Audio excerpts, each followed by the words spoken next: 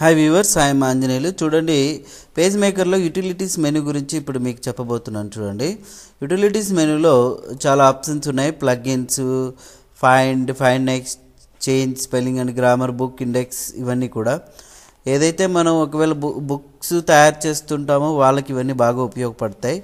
Okay, ఇప్పుడు నేను ఇందులో మీకు అవసరమైనవి చెప్తాను. చూడండి, ముందుగా ప్లగ్ఇన్స్లో వచ్చేసి కొన్ని ఆప్షన్స్ మీకు డిస్కస్ చేస్తాం.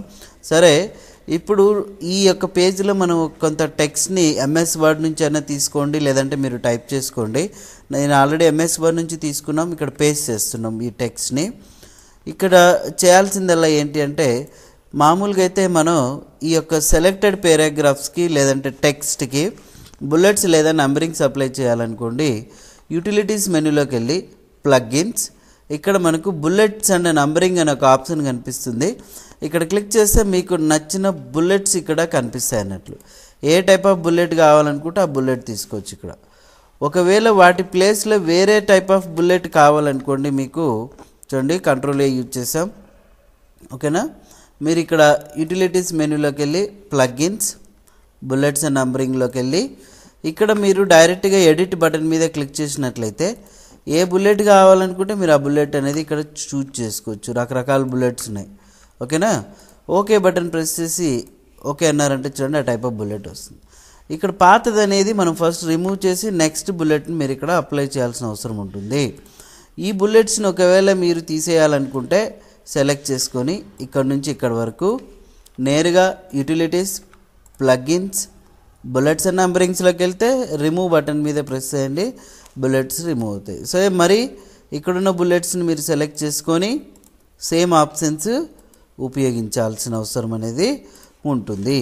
ఒకవేళ మనం ఇక్కడ నంబరింగ్ అప్లై చేయాలనుకోండి, అంజీ, బాలు, శివ, ఓంకార్, నాని ఇలా టైప్ చేసాం. ఈ యొక్క టెక్స్ట్కి నంబరింగ్స్ కావాలనుకుంటే utilities, plugin, bullets and numbering, ఇక్కడ నంబర్స్ బటన్ నుంచి చూసారా, ఈ నంబర్స్ బటన్ మీద క్లిక్ చేస్తే మీకు అరబిక్ న్యూమరల్స్ ఉన్నాయి, upper Roman, lower Roman, upper alphabet, lower alphabet ఇలా ఉన్నాయి.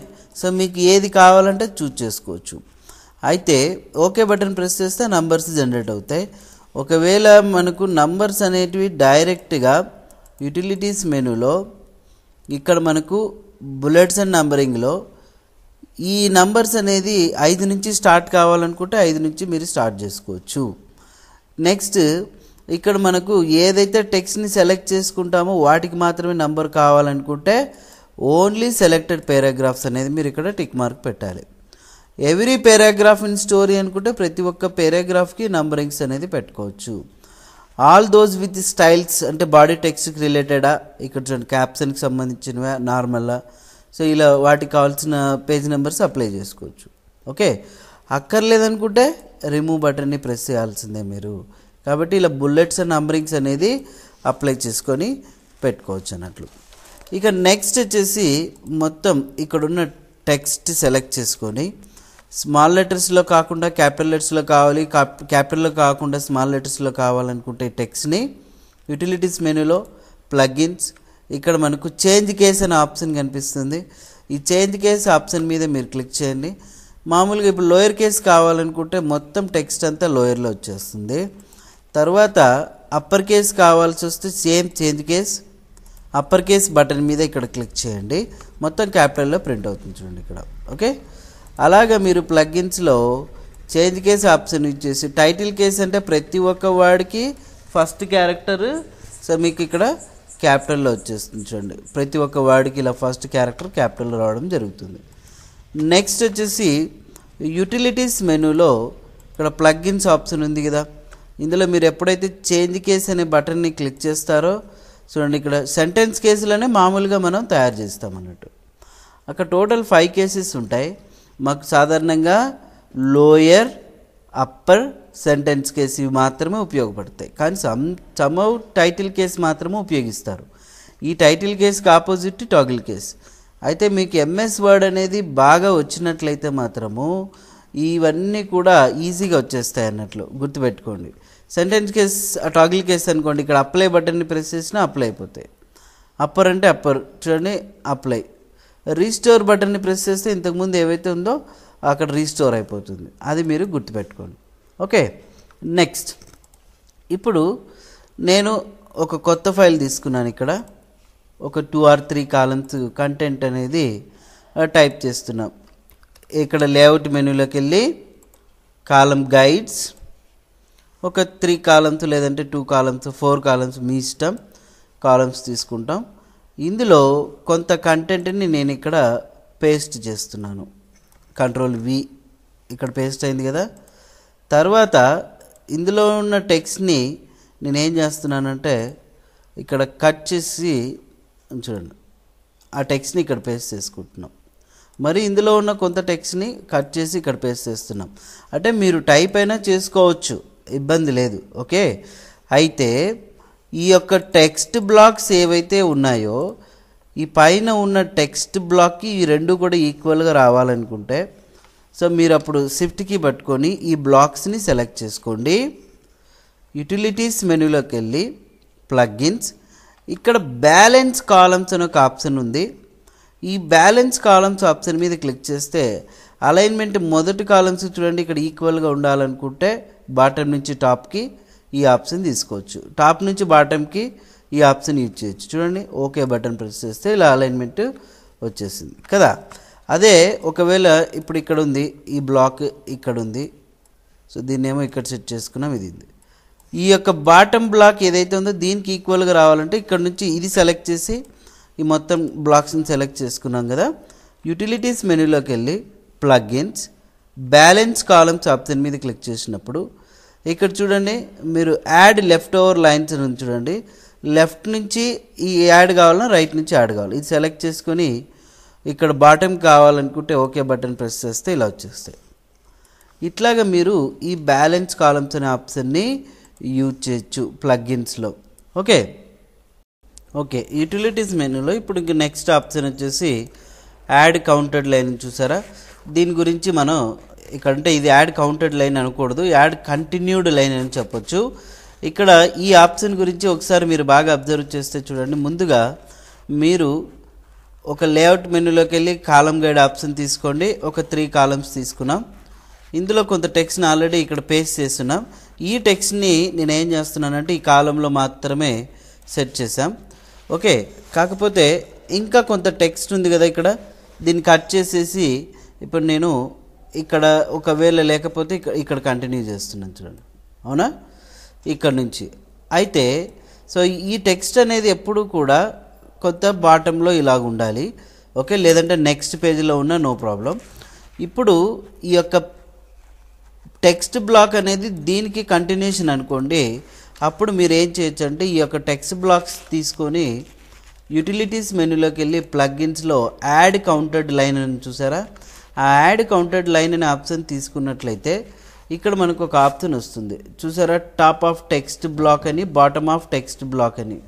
సో ఇక్కడ ఏంటంటే ఏ టెక్స్ట్ బ్లాక్ అయితే మనం సెలెక్ట్ చేసామో సో దానికి కంటిన్యూషన్ నోటీస్ రావాలనుకున్నప్పుడు ఈ యొక్క బ్లాక్ ఇది కంటిన్యూషన్ కాబట్టి మీరు బాటమ్ ఆఫ్ టెక్స్ట్ బ్లాక్ అనేది తీసుకొని ఓకే బటన్ ప్రెస్ చేస్తే చూడండి ఇది కంటిన్యూడ్ పేజ్ అన్నట్టు దీనికి. ఇంకా ఇటుపక్క ఒకవేళ మీకు టెక్స్ట్ ఉన్నట్లయితే కంటిన్యూడ్ పేజ్ అనేది యాడ్ చేసుకోవచ్చు. నెక్స్ట్ వచ్చేసి ఒకవేళ ఇప్పుడు చూడండి ఇంకొక రకంగా నేను టెక్స్ట్ని పేస్ట్ చేస్తున్నా. ఈ టెక్స్ట్ అనేది టాప్లో ఉంది, ఇది బాటంలో ఉంది, అవునా. అయితే ఇప్పుడు మీరు ఒకసారి బాగా అబ్జర్వ్ చేయాల్సింది, టెక్స్ట్ బ్లాక్ తీసుకున్నాం. ఇక్కడ యూటిలిటీస్లోకి వెళ్ళి మీరు చూడండి దీన్నే తీసుకుందాం, ఇది కంటిన్యూషన్ అనుకోండి. యూటిలిటీస్లోకి వెళ్ళి plugins add counted line option తీసుకున్న తర్వాత టాప్ ఆఫ్ టెక్స్ట్ బ్లాక్ అని తీసుకున్నట్లయితే దీనికి ఇది కంటిన్యూషన్ చూడండి, ఈ టెక్స్ట్ బ్లాక్ టాప్ అయిపోతుంది. వాస్తవంగా అయితే ఇది సెలెక్ట్ చేసుకోండి చూడండి, టాప్ ఆఫ్ టెక్స్ట్ బ్లాక్ చూడండి, కంటిన్యూషన్ పేజ్ 1 అని ఉందా. ఇట్లా మీరు ఈ కౌంటెడ్ లైన్ అనేది ఈ ఆప్షన్లో మీరు సెట్ చేసుకోవచ్చు అన్నట్లు. ఓకే, సో ఇప్పుడు మనం counted line, balance column, bullets and numbering, change case వరకు నేర్చుకున్నాం. ఇక బిల్డ్ బుక్లెట్ అంటే మీరు ఏదైనా ఒక బుక్లెట్ అంటే ఒక పేజ్ తర్వాత నెక్స్ట్ పేజ్ని బ్లాంక్ పేజ్ని మీరు యాడ్ చేసుకోవాలనుకుంటే బ్లాంక్ పేజ్ తీసుకొని ఓకే బటన్ని ప్రెస్ చేసినట్లయితే చూడండి, the publication untitled to must saved before proceeding అని ఉంది. ఇది సేవ్ చేసుకోవాలి మీరు. ఓకే, ఇక్కడ ఏఎస్ అనే పేరుతో సేవ్ చేస్తున్నాం. అప్పుడు మనకి ఇలా ఒక బ్లాంక్ పేజ్ అనేది వచ్చేస్తుంది అన్నట్లు. ఇక్కడ దీంట్లోనే చూడండి పేజ్ 1 ఉంది, పేజ్ 2 వచ్చేస్తుంది. ఓకే, సో నెక్స్ట్ ఈ ప్లగ్గిన్స్లో మనకు చేంజ్ కేస్ అయిపోయింది. క్రియేట్ కలర్ లైబ్రరీ అని ఉంది. ఈ క్రియేట్ కలర్ లైబ్రరీ చూసారా, ఇక్కడ కలర్ లైబ్రరీలో ఇక్కడ మీరు క్లిక్ చేసినట్లయితే డబుల్ క్లిక్, ఇక్కడ కలర్ ఆప్షన్స్ ఉన్నాయి కదా, ఇక్కడ మన పేరుతో ఒక కలర్ లైబ్రరీ సృష్టించుకోవాలనుకుంటే యూటిలిటీస్ ప్లగ్గిన్స్ డైరెక్ట్గా క్రియేట్ కలర్ లైబ్రరీ మీద క్లిక్ చేస్తున్నాం. ఇప్పుడు ఇక్కడ మీరు పేరు పెట్టుకోవచ్చు చూడండి. ఓకే, సో మీరు ఏదో ఒక పేరు సెట్ చేసుకొని ఫైల్ నేమ్ కూడా లైబ్రరీ నేమ్, ఫైల్ నేమ్ ఇక్కడ మెన్షన్ చేసుకోవచ్చు. కలర్స్ వచ్చేసి పర్ కాలంకి ఎన్ని ఉండాలి, పర్ రోకి ఎన్ని ఉండాలి అనేది ఇక్కడ సెట్ చేసుకోవచ్చు. ఈ బ్రౌజ్ బటన్ మీద క్లిక్ చేసినప్పుడు మీకు ఏ కలర్స్ కావాలి, సో ఇది చూడండి ఇక్కడ ప్యాన్ హెచ్ఈసిహెచ్ ఉంది, ఇది కావాలనుకున్నప్పుడు ఓకే బటన్ ప్రెస్ చేస్తాం. సేవ్ బటన్ క్లిక్ చేయండి. సో ఇక్కడ మనకు దీని ప్లేస్లో రీప్లేస్ అయిపోతుంది. ఇక ఎప్పుడైతే మీరు ఇక్కడ ఏదైనా కలర్ చేంజ్ చేయాలనుకోండి, ఇక్కడ కలర్ లైబ్రరీ మీద క్లిక్ చేసినప్పుడు ఇంతకు ముందు క్రియేట్ చేసాం కదా చూడండి, నానా అని ఉంటుంది, ఇక్కడ మనం చూజ్ చేసుకోవాలి. కింద ఇక్కడ చూసారా కలర్ లైబ్రరీ వచ్చింది, నానా సెలెక్ట్ చేస్తాం. ఇందులో మీకు కావాల్సిన కలర్ చూజ్ చేసుకొని ఓకే బటన్ ప్రెస్ చేస్తే అక్కడ ఆ కలర్ అప్లోడ్ అవడం అనేది జరుగుతుంది అన్నట్లు. ఓకే, అలాగా మీరు ఈ కలర్ లైబ్రరీ సెట్ చేసుకోవచ్చు. ఇక నెక్స్ట్ డ్రాప్ క్యాప్ ఆప్షన్ చూద్దాం. డ్రాప్ క్యాప్ అంటే ఏం లేదు, మీరు ఏదైనా టెక్స్ట్ తీసుకున్నప్పుడు ఈ టెక్స్ట్ని మనం వ్యూ మెనూలోకి వెళ్ళి యాక్చువల్ సైజులో చూద్దాం.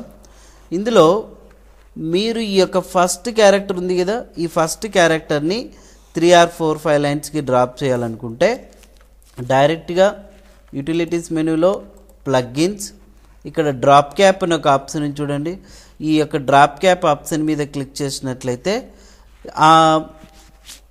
ఈ ఓ అనే క్యారెక్టర్ ఎన్ని లైన్స్కి డ్రాప్ చేయాలి, 5 అనుకోండి, మీరు 5 లైన్స్ టైప్ చేసి అప్లై అయినట్లయితే మొత్తం 5 లైన్స్కి ఇది డ్రాప్ అయిపోతుంది. అట్లా మీరు కింద కూడా మాన్యువల్గా ఏదైనా డబ్ల్యూతో స్టార్ట్ అయ్యే వర్డ్స్ ఉంటాయి, వర్క్, విల్, కొంచెం గ్యాప్ ఇద్దాం, విల్, ట్యాబ్, వుడ్, ఇక్కడ వుడ్, వాచ్, వాట్, వై ఇలా టైప్ చేసాం కదా.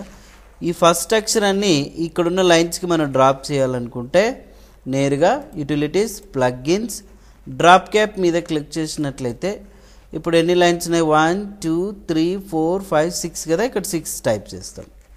అప్లై బటన్ ప్రెస్ చేయండి. కాకపోతే ఈ యొక్క టెక్స్ట్ని మీరు ఇక్కడ డ్రాప్ చేసి అంటే కొంచెం ట్యాబ్ ఉపయోగించి ఇలాగా సో మూవ్ చేసుకోవాలి. ఇందులో ఇలా డ్రాప్ చేసుకోవాలనుకుంటే మాత్రం మరి మీరు ఈ మూవ్ టూల్ తీసుకొని ఈ యొక్క టింగ్స్ని కొంచెం మీరు అడ్జస్ట్ చేసినట్లయితే చూడండి డబ్ల్యూతో స్టార్ట్ అయ్యే వర్డ్స్ అన్నీ మీరు ఇలాగా పేజ్ మేకర్లో డ్రాప్ చేసుకోవచ్చు అన్నట్లు. ఓకే, తర్వాత వచ్చేసి యూటిలిటీస్ మెనూలో ప్లగిన్స్ ఆప్షన్లో వచ్చేసి ఇక్కడ ఇంకా చాలా ఆప్షన్స్ ఉన్నాయి. కానీ మీరు ఇక్కడ రన్నింగ్ హెడర్ అండ్ ఫూటర్ అని చూసారా, హెడర్ అండ్ ఫూటర్ అనేది ఏదైతే టెక్స్ట్ ఉందో ఇప్పుడు ఈ టెక్స్ట్ని చూడండి, ఈ టెక్స్ట్ బ్లాక్ నేను ఇంకా ఇక్కడ పేస్ట్ చేస్తూనే ఉన్నాను, Ctrl+V ఇలాగా. ఓకే, సో ఈ హెడర్ అండ్ ఫూటర్ అప్లై చేయాలన్నప్పుడు మీరు డైరెక్ట్గా యూటిలిటీ మెనూలో రన్నింగ్ హెడర్ అండ్ ఫూటర్ మీద క్లిక్ చేసినప్పుడు ఇక్కడ ఈ హెడర్ అండ్ ఫూటర్ అనేది ప్లేస్ మీరు ఎక్కడ ప్లేస్ చేయాలనుకుంటున్నారు ఈ ప్లేస్ బటన్ మీద క్లిక్ చేస్తాము. సో ఇందులో ఎప్పుడైతే మీరు ఓకే బటన్ని ప్రెస్ చేస్తారో సో డైరెక్ట్గా హెడర్ అండ్ ఫూటర్ రేంజ్ అనేది ఇక్కడ మీరు సెట్ చేసుకొని వర్క్ చేసుకోవచ్చు. యాడ్ బటన్ ప్రెస్ చేసి ఇందులో ఫస్ట్ వర్డ్ ఆఫ్ ఫస్ట్ పేర్ అయినా చూడండి, ఫస్ట్ వర్డ్ ఆఫ్ లాస్ట్ పేర్ అయినా, ఎంటైర్ ఫస్ట్ పేర్ అయినా ఇటు సెట్ చేసుకొని యాడ్ చేసుకోవచ్చు. ఇక్కడ ఓకే బటన్ని ప్రెస్ చేస్తే ఆ హెడర్ అండ్ ఫూటర్ చూడండి ఇక్కడ వచ్చేస్తుంది అన్నట్లు. ఓకే, సో అలాగా మీరు ఈ యొక్క హెడర్ అండ్ ఫూటర్ అనేది అప్లై చేసుకోవచ్చు.